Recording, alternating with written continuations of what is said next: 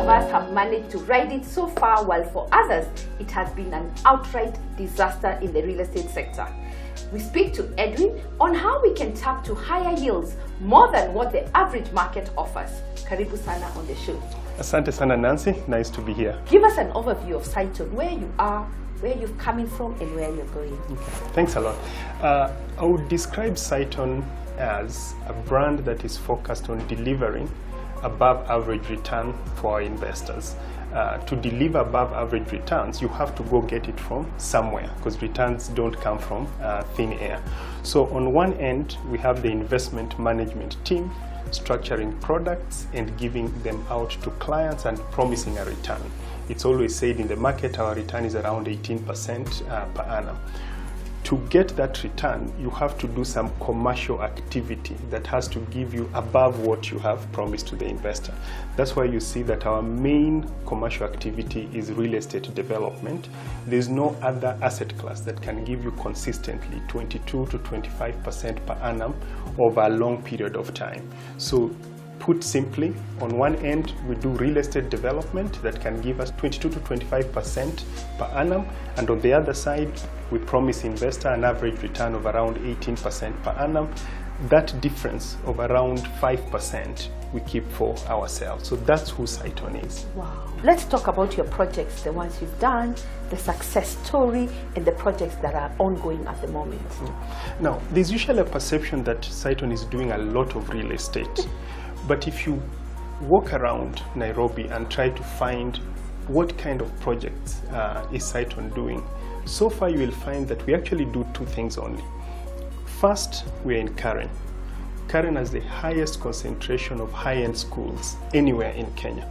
And where these high-end schools, of course, wealthy people, middle-class people want to live there to send their kids to schools like Brookhouse, in their neighborhood. In their neighborhood. So you find that Karen will be consistent both in good and in bad times. That's why we have three developments there. One is Amara Ridge, which we have completed, sold, and for those who bought as an investment, we've also rented all of them for them. So it's been a good success story. I would ask anyone who has time, just go. It's on Forest Edge Road, right opposite Bomas of Kenya. That has been a good story. On the back of Amara Ridge, we now have two products. One is called C2 Village, which we have just launched. 30 acres, comprehensive lifestyle facility with things like tennis court, running tracks, clubhouse. So that's our second project in. Which is now ongoing. It is now ongoing. Phase 1 we launched and had a 20% pre-sales.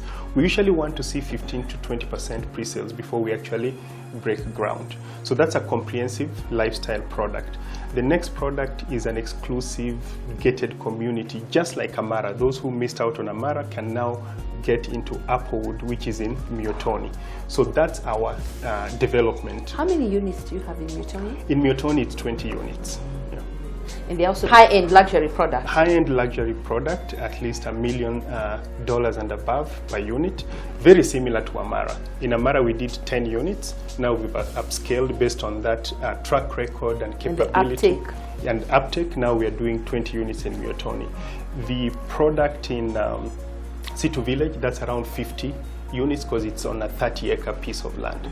If you take the total development cost for C2 Village, which is around 6 billion, and you also take the development cost for Applewood in Miotoni, we are talking around 8 billion in terms of development for that is ongoing currently in Karen. So that's one bucket of development, developing in Karen. The next set of development is in Kiambu County. If you look at the fastest growing towns in Kenya with a population of 50,000 people and above, 6 out of 10 of the fastest growing towns in Kenya are in Kiambu County. So it tells you that there are very compelling demographics in Kiambu County. That's why we have a couple of projects on Limuru Road, Northern Bypass, all the way to Ruiru. We have 4 projects there, starting with the Alma, around 500 units. There's Taraji Heights, 300 units. The latest success story is the Ridge on the Northern Bypass, which is going to be over 700 units.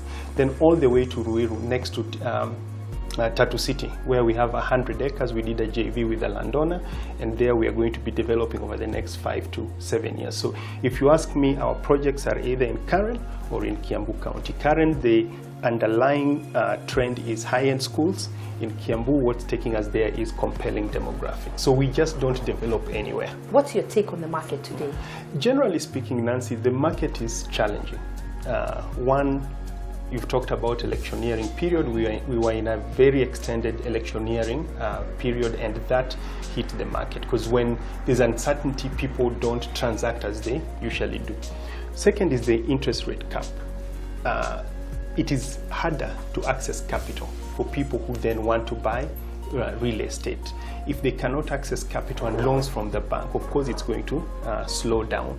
However, the key differentiation for Cytonn is not just our concepts in real estate, it is also how we pick the locations. We lead with research. We have a research team of around 8 people. All they do is to go around looking at rental yields, rate of product movement, if product is moving, capital appreciation, what are the infrastructure trends in an area, and based on that they identify places where people want to live or people want to send their kids to school, like Karen. And if you do your research and pick very good spots, people still want very good locations and very competitive concepts at a reasonable price. We are not the cheapest. Our products, we really put a lot into them, so they are going to be expensive. But if you go to where our products are, you stand out. For example, we stand out. And if you stand out, then you are still going to be able to sell. In fact, for us, our issue is not sales. If you take the Alma in Ruaka phase 1, it's 85% sold. The issue is that we have to execute faster to put these units into the buyer's hands, and of course to also access the financing to be able to develop the unit. So sales has not been our issue based on market research before we actually picked the location. Asante sana, and I wish you all the best. Thanks a lot. And your projects have been amazing. Asante.